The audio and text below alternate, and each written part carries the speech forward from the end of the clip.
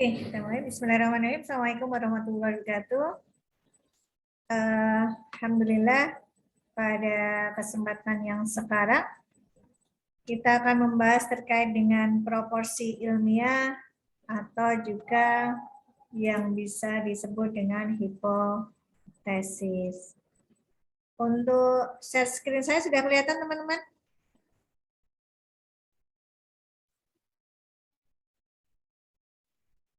Sudah kelihatan belum? Sudah, Bu. Sudah, Bu. Oke, ya. Oke, ini materinya tidak begitu banyak, ya, tidak begitu banyak. Mungkin kalau tidak salah tidak ada 15 slide, karena ini memang sangat simpel ya, terkait dengan proposisi ilmiah maupun hipotesis. Di awal-awal perkuliahan saya sudah mengatakan bahwa tujuan dari metode penelitian adalah kita ingin mempelajari tahapan-tahapan ataupun teknik-teknik dalam melakukan penelitian. Dan selalu saya ingatkan bahwa kalau penelitian memang tujuannya adalah mencari kembali, gitu ya, atau menemukan kembali atau membuktikan sesuatu, ya. Makanya ketika kita mau mengadakan penelitian, kita harus menentukan dulu sebenarnya tujuan kita tuh apa, gitu ya. Apa sih yang mau kita rumuskan? Apa sih yang harus kita buktikan? Apa sih yang mau kita temukan dalam penelitian yang kita lakukan? Sehingga di awal, di dalam penelitian, kita harus bisa merumuskan hipotesis kita tuh seperti apa. Kalau kita mau membuktikan sesuatu, berarti kita pasti punya praduga atau prasangka gitu ya terhadap hasil pembuktian kita. Ya. Misalkan sebagai contoh kita mengambil topik penelitian terkait dengan perancangan sistem informasi kepegawaian misalkan. Kita beranggapan bahwa kita berprasangka atau berpraduga bahwa sistem informasi kepegawaian yang akan kita buat itu pasti kualitasnya bagus. Itu pasti akan membantu personalia, itu pasti akan meningkatkan produktivitas, itu akan bla bla bla. Nah, harapan atau prasangka itu yang disebut dengan hipotesis. Ya. Biasanya kalau hipotesis, dia sifatnya adalah atau bentuknya adalah seperti pernyataan spesifik gitu ya. Spesifik yang sifatnya prediksi. Jadi hipotesis ini memang tadi saya katakan hipotesis itu adalah prediksi, perkiraan, praduga gitu ya. Nah, prediksi ini bisa terkait dengan apa? Nanti kalau kita lihat di jenis-jenis hipotesis ada berbagai macam ya. Bisa menyatakan hubungan, bisa menyatakan pengaruh, seperti itu.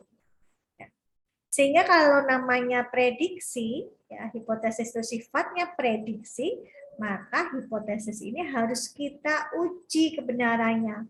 Benar tidak, terbukti tidak, apakah benar dengan adanya sistem informasi kepegawaian itu akan meningkatkan produktivitas bagian personalia misalnya.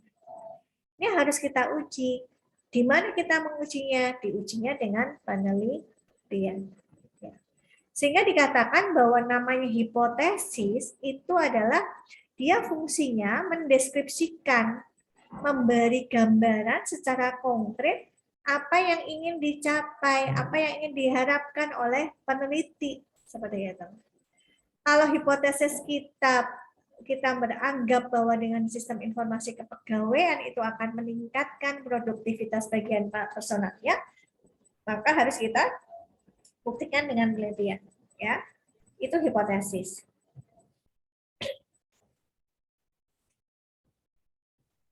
Kemudian, apakah semua penelitian ilmiah ini harus membuat hipotesis? Ya, maka jawabannya tetap ada dua, teman. Karena sangat tergantung dari jenis dan desain penelitian. Kalau penelitian kita itu berkaitan dengan verifikasi sebuah teori atau masalah, maka harus ada hipotesis. Ya, harus ada hipotesis. Tapi kalau penelitian kita kita sifatnya hanya eksploratif dan deskriptif, sekali lagi teman-teman harus mengingat, eksploratif itu apa? Ya, eksploratif dan dari kata-kata explore, kita hanya ingin mengeksplor saja, kita ingin menggali sebanyak-banyaknya informasi, maka kita tidak perlu hipotesis karena namanya hanya menggali, ya eksploratif. Ataupun kita hanya pengen mendeskripsikan saja, ya ingat penelitian deskriptif itu tujuannya hanya ingin mendeskripsikan, memberi gambaran terkait dengan objek penelitian. Kalau hanya sekedar deskriptif atau menjelaskan atau memberi gambaran terkait dengan objek penelitian, maka kita tidak perlu hipotesis. Ya. Seperti itu. Tapi kalau penelitian kita memang tujuannya mengkaji, membuktikan, melakukan verifikasi sebuah teori ataupun masalah, maka tetap harus ada hipotesis. Ya. Kemudian, apa sih sebenarnya kegunaan hipotesis? Ya? Kegunaan hipotesis yang pertama adalah memberi batasan kepada kita. Ya. Memberi batasan, memberi gambaran kepada kita sebenarnya batas-batas penelitian kita, ya, atau jangkauan penelitian kita, domain kerja penelitian kita itu sejauh mana. Kalau kita hipotesis kita mengatakan bahwa sistem informasi kepegawaian berpengaruh atau meningkatkan tingkat produktivitas bagian personalia, maka ya sudah jangkauan kita hanya terkait dengan sistem informasi kepegawaian dan produktivitas. Kita tidak perlu membahas terkait dengan motivasi, kita tidak perlu membahas tentang pengaruh sistem informasi kepegawaian terhadap kesejahteraan. Tetapi benar-benar hanya membahas terkait dengan sistem informasi kepegawaian dan produktivitas personal. Artinya dengan hipotesis ini, dengan adanya batasan ini, akan memperkecil, akan membuat penelitian kita menjadi lebih fokus. Ya, itu kegunaan hipotesis yang pertama. Yang kedua, hipotesis ini sebenarnya dia menjadi sebuah tool ya, atau rule atau aturan untuk membuat kita lebih fokus pada fakta-fakta apa saja yang harus kita cari. Ya. Kembali lagi ke masalah contoh yang tadi, kalau terkait dengan sistem informasi kepegawaian bisa meningkatkan tingkat produktivitas bagian personalia, maka kita akan lebih fokus data-data atau fakta yang kita cari hanya terkait dengan sistem informasi kepegawaian. Contohnya nama pegawai, gajinya dihitung berdasarkan apa? Ya. Apakah ada standar penentuan gaji? Ya. Kemudian kita juga lebih fokus kepada produktivitas. Produktivitas diukur oleh indikatornya apa saja, seperti itu. Ya. Itu kegunaan hipotesis yang kedua. Yang ketiga adalah dengan adanya hipotesis ini akan memberi panduan kepada kita sebagai peneliti untuk menentukan kita itu dalam pengujian, dalam analisis, itu kita mau pakai metode apa, toolnya apa, nanti tahapan-tahapan pengumpulan datanya bagaimana, tahapan-tahapan pengolahan datanya bagaimana, tahapan analisis datanya seperti apa, sampai kepada tahap penyajian data. Itu sudah bisa terbantukan kalau kita sudah ada hipotesis. Ya. Misalkan kembali lagi ke contoh, kalau kita bicara bahwa sistem informasi kepegawaian dapat meningkatkan tingkat produktivitas personalia, maka kita tahu, oke, berarti teknik pengumpulan datanya saya mending pakai kuesioner. Oke, berarti metode pengumpulan datanya saya mending pakai wawancara langsung misalkan. Oh, berarti untuk pengolahan datanya, kalau analisis data berarti saya mending pakai regresi nih, pakai regresi linear saja sederhana. Karena hanya X terhadap Y. Ya. Sehingga nantinya dalam pengujian dengan adanya hipotesis kita bisa menentukan apakah hasil pengujian ini nanti bisa membuktikan apakah hipotesis itu terbukti, apakah ada keterkaitan nih antara fakta dengan hasil penelitian. Ya, seperti itu. Itu kegunaan hipotesis yang ketiga. Kemudian, ketika kita merumuskan hipotesis, ada beberapa persyaratan yang harus kita pahami, ya. Yang pertama, hipotesis itu perumusannya harus jelas, padat, dan spesifik. Ya, harus jelas, padat, dan spesifik. Hipotesis harus clear. Karena apa? Karena hipotesis ini yang nantinya akan kita uji ulang, akan kita buktikan dia benar tidak.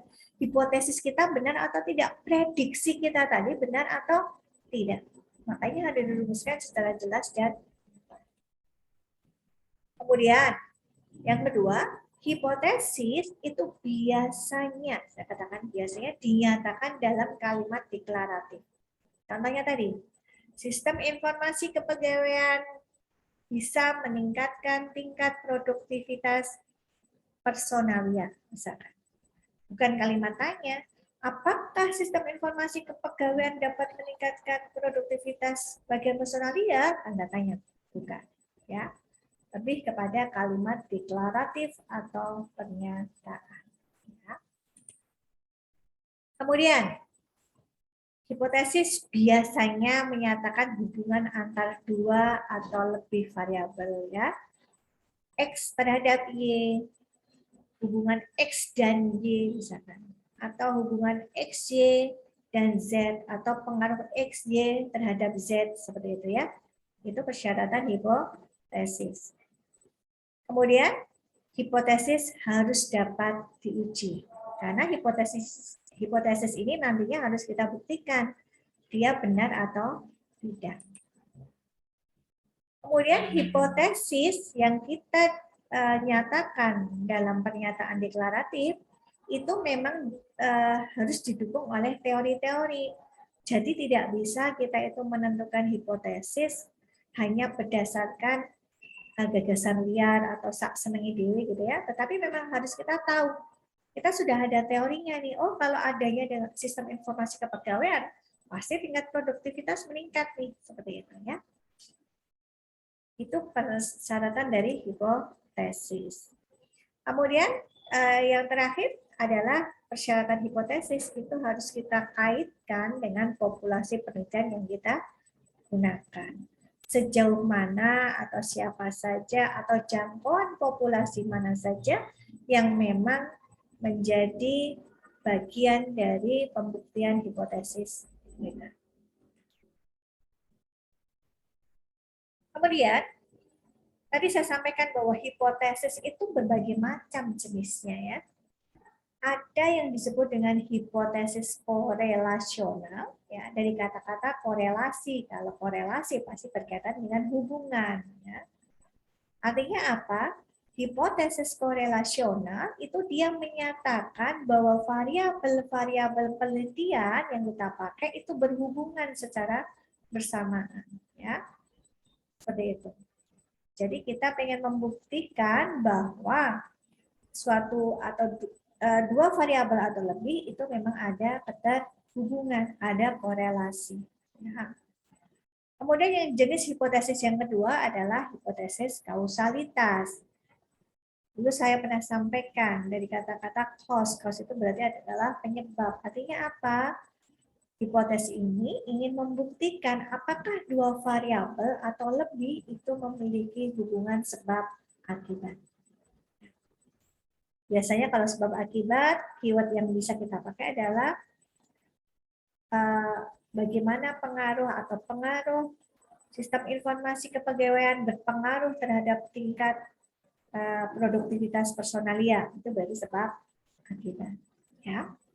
Kemudian jenis yang ketiga adalah hipotesis komparatif, komparasi. Kalau komparasi berarti harus membandingkan. Kalau membandingkan berarti kita harus melihat adanya perbedaan antara satu variabel dengan variabel yang lain. Adakah perbedaan? Misalkan ya, keberadaan sistem informasi memberi pembeda antara kantor yang belum menerapkan dengan kantor yang sudah menerapkan, seperti itu ya. Itu hipotesis komparasi atau perbandingan. Kemudian ada juga yang disebut dengan hipotesis alternatif ya. Hipotesis alternatif itu biasanya dinyatakan dengan A1 atau A1 ya, atau ada yang mengatakan HA gitu ya. Itu artinya apa? Hipotesis alternatif ini dia mendukung hasil prediksi kita. Ya. Dikatakan diterima misalnya, misalkan HA diterima atau H1 diterima ketika memang hasilnya itu mendukung dari hipotesis kita yang sudah kita nyatakan di awal. Ya. Hipotesis alternatif. Kemudian ada juga yang disebut dengan hipotesis nul atau HO misalkan ya. Biasanya pernyataannya adalah HO. HO itu biasanya dia merupakan oposit atau lawanan dari H1 ya. Kalau H0 berarti dinyatakan apa ya? Dinyatakan diterima ketika memang tidak ada pengaruh atau hasil penelitian kita tidak terbukti ya. Itu H0. Kemudian ada beberapa contoh bagaimana kita merumuskan hipotesis ya. Contoh yang pertama kita lihat untuk hipotesis kausalitas ya. Kausalitas. Contohnya penjelasan peran lingkungan kerja dan evaluasi manajemen berpengaruh signifikan terhadap kepuasan kerja karyawan di PTX. Ini adalah kausalitas, sebab akibat kan. Ya. Kemudian contoh hipotesis korelasi dulu ya, korelasi. Artinya kalau bicara korelasi berarti terkait dengan hubungan antara dua variabel atau lebih. Contohnya, hipotesis kita bahwa terdapat korelasi yang erat antara tingkat pendidikan dengan prestasi kerja karyawan. Kemudian contoh untuk hipotesis perbandingan, ya, komparasi, itu contohnya adalah prestasi kerja bagian produksi lebih tinggi daripada karyawan bagian pemasaran. Nah, hipotesis-hipotesis ini belum menjadi keputusan atau hasil penelitian.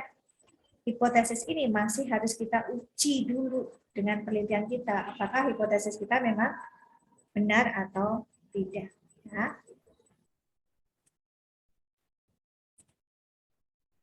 Nah, ini contoh lain. Korelasional ya. Korelasional berarti korelasi hubungan.